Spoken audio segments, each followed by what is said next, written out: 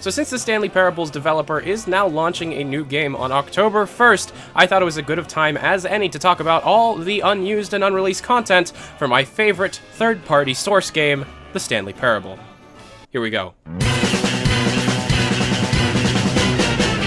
You know, at one point there was a mobile version of the Stanley Parable in development that was later cancelled because of the lead creator thinking that it wasn't a game that he wanted people to play, and there is a blog post on exactly why the game was cancelled on the developer's website. The game itself was supposedly 95% a direct port of the original Stanley Parable mod seen with on ModDB. However, there were some major story tweaks to be able to make the game more of a satire of people on their phones instead of a satire for people on their computers. Instead of Stanley working in a desk on a computer, Stanley instead worked in an office with a mobile device that he had to push a button when instructed to. This is the story of a man named Stanley. Stanley worked for a company in a big building where he was employee number 427. Employee 427's job was simple. He held a device with a button and he pressed the button whenever he was instructed. At work or at home, the minute Stanley received the order, he retrieved the device and pressed the button. Each press lit up his number on the wall of his office, reminding him that he was a good employee. Stanley never saw his co-workers. Lights on his wall reminded him that they too were pushing their buttons,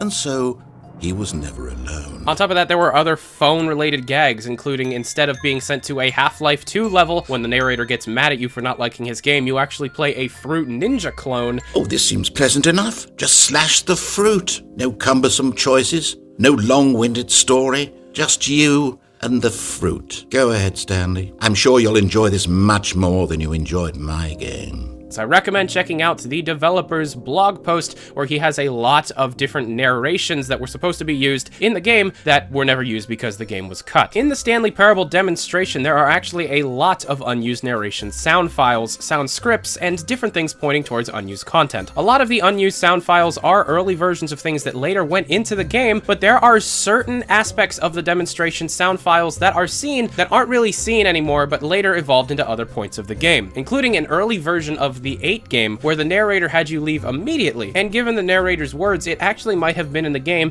before the 8 game was even implemented. Also, there was a certain situation where some unused narration lines would happen if you tried to bring the cup with you. You can't bring that cup with you in here. What are you thinking? Set it down outside, and I'll open the door again. No, really, I mean it. You don't know where that cup's been. I do. And also, it seems like there was a choice before the final choice within the Stanley Parable demonstration, where you would actually find a hallway and have to make a choice from the narrator. In the full version of the HD Stanley Parable re-release, there is a lot of unused narration words and console commands, including a console command called Enable Menu Narrator. Now, according to what is seen within the museum ending, which shows off a lot of unused material that was never put into the final game, this might have to do with one of the early iterations of the Zending. The Zending in the final game is when you get to the nice peaceful room and then you jump off a staircase, but it seems like in this version, you are actually going to try to quit the actual physical game by going into the menu, and the narrator would then be able to talk to you while in the game's menu,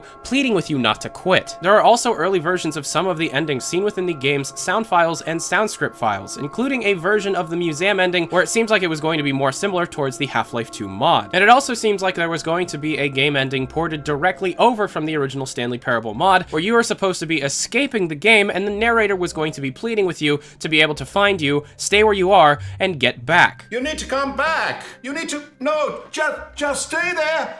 I'll find a way to get you out. You responded, Yes, oh God, yes, I would sell my body for the Stanley Parable. And also seen within the museum ending, there are a lot of different unused narration quotes that have to do with the majority of the different endings and gameplay mechanics. Now, I'm not going to go through and play all of them, but the majority of them are very interesting to listen to. However, they are heavily echoed to be able to match the echo room seen within the museum ending. I recommend checking out the link in the description to listen through all of these sound files, as I just like this game, and the narrator has one of the best voices in the world. And now that we know that the writer and developer of the Stanley Parable is making a new game called The Beginner's Guide, it's very exciting to be able to know that this guy is still making games. I'm very excited for what we're going to be seeing for The Beginner's Guide, and that was all the unused and unreleased content I could find for the Stanley Parable. If you like this video, hit the like button, favorite, comment, subscribe, do all that stuff. It really helps me out. If you want to support me, I am running a Patreon campaign right now. Link is down in the description, and maybe you can become a patron and get one of the many rewards. Thank you for watching, guys. I'm Tyler McVicker. This is Valve News Network. Have a good day. Adios.